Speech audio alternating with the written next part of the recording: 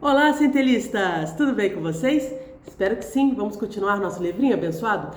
Livro dos Espíritos. E nós estamos no capítulo 7, segunda parte. Vamos iniciar hoje o subitem denominado Faculdades Morais e Intelectuais dos Homens. Vamos juntos? Então, Kardec pergunta na questão 361.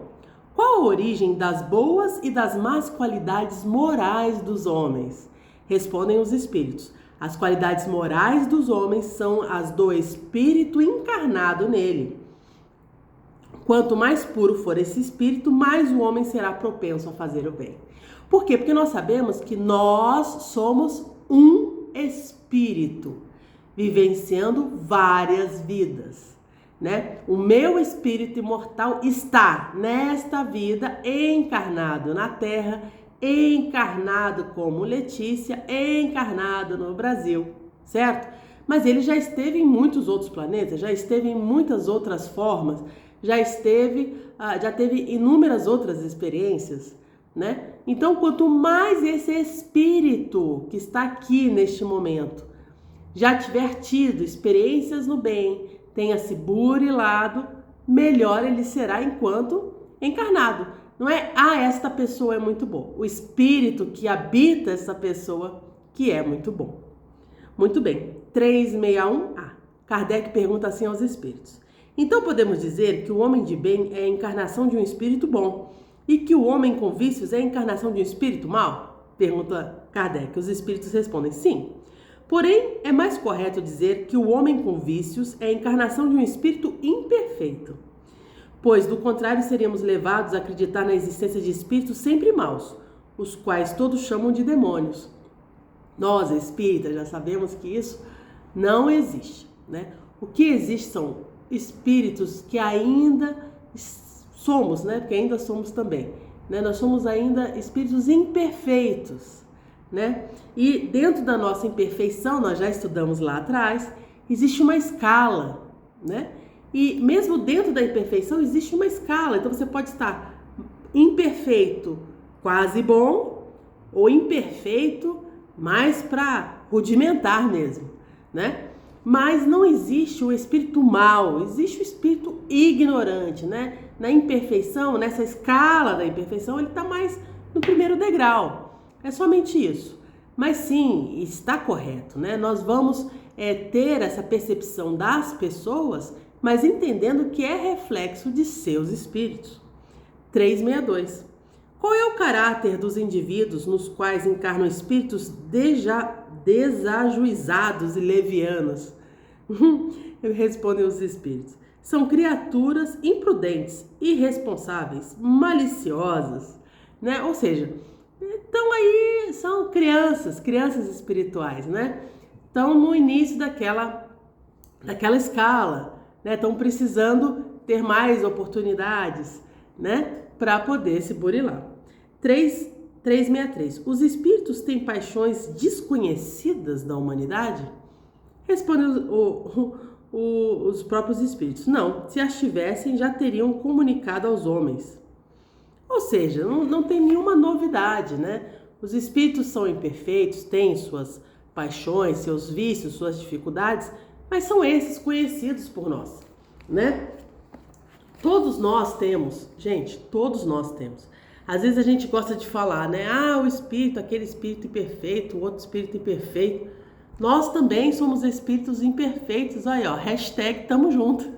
Nós também somos, né? Porque se nós fôssemos espíritos bons, não é nem impuro, hein? Se nós fôssemos espíritos bons, né? Nós já estaríamos estagiando em planetas regenerados ou já para ditosos, né? Para felizes.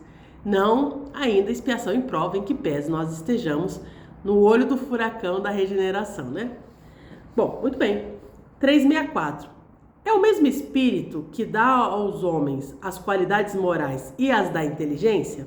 Respondem os espíritos. Sim, é o mesmo espírito. E isso em razão do grau de adiantamento que já alcançou. O homem não tem para si dois espíritos.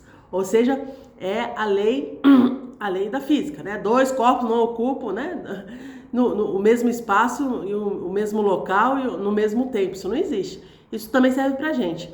Então, a cada corpo, um espírito. Muito bem. E esse espírito que tem as qualidades, a qualidade da inteligência, a qualidade moral. É tudo no mesmo espírito. É o que a gente chama das duas asas, né? A asa do amor, que é a moral, né? E a asa da sabedoria, que é o conhecimento. Muito bem. 365. Por que alguns homens muito inteligentes, nos quais parecem estar encarnados espíritos superiores, possuem ao mesmo tempo tantos vícios?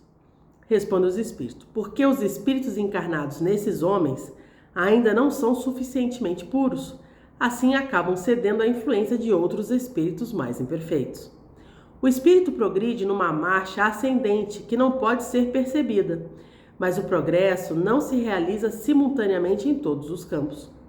Num período de sua existência, ele avança em conhecimento, em outra em moralidade, e assim por diante. E tá tudo bem, né? E tá tudo bem. Nós não vamos ser seres puros como Jesus em uma vida, isso não existe. Olha, a lei do progresso é uma lei divina, ou seja, uma lei criada por Deus. Se há uma lei de progresso criada por Deus para os planetas, para a nossa evolução, né? Nós não fomos criados simples e ignorantes? Simples na formação, ignorantes no saber? Então, há um progresso. Então, naturalmente, é impossível numa vida só você progredir de espírito imperfeito para espírito puro. Isso não existe. Você pode ter a melhor encarnação da sua vida ou das suas vidas e ainda assim você não dá um salto, né? A natureza não dá salto. Esse princípio é verdadeiro. Então, há esse progresso e é um progresso.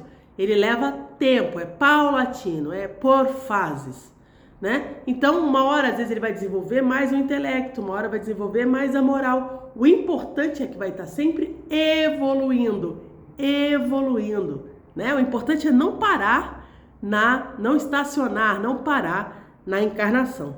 E a última questão deste ponto, 366, é o que pensar da ideia segundo a qual as diferentes faculdades intelectuais e morais do homem seriam a manifestação de diferentes espíritos nele encarnado, cada um possuindo uma aptidão especial.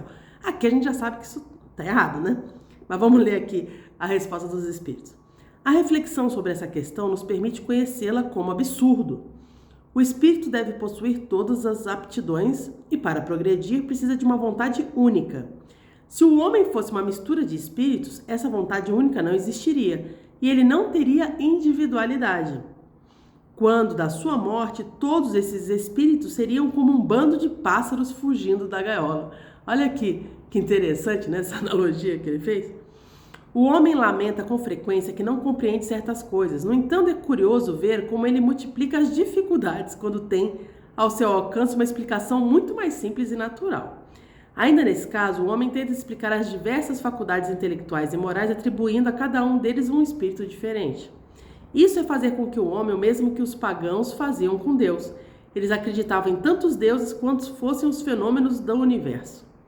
Mas, mesmo entre eles, existiam pessoas sensatas que já viam nesses fenômenos apenas um efeito que possuía uma causa única, Deus. Ou seja, desenhou para dizer que somos um espírito único, cada um é um. E nós vamos evoluindo e desenvolvendo a nossa individualidade, momentos desenvolvendo mais o moral, momentos mais o conhecimento e sempre progredindo. Está certo? Um abraço para vocês e até a próxima!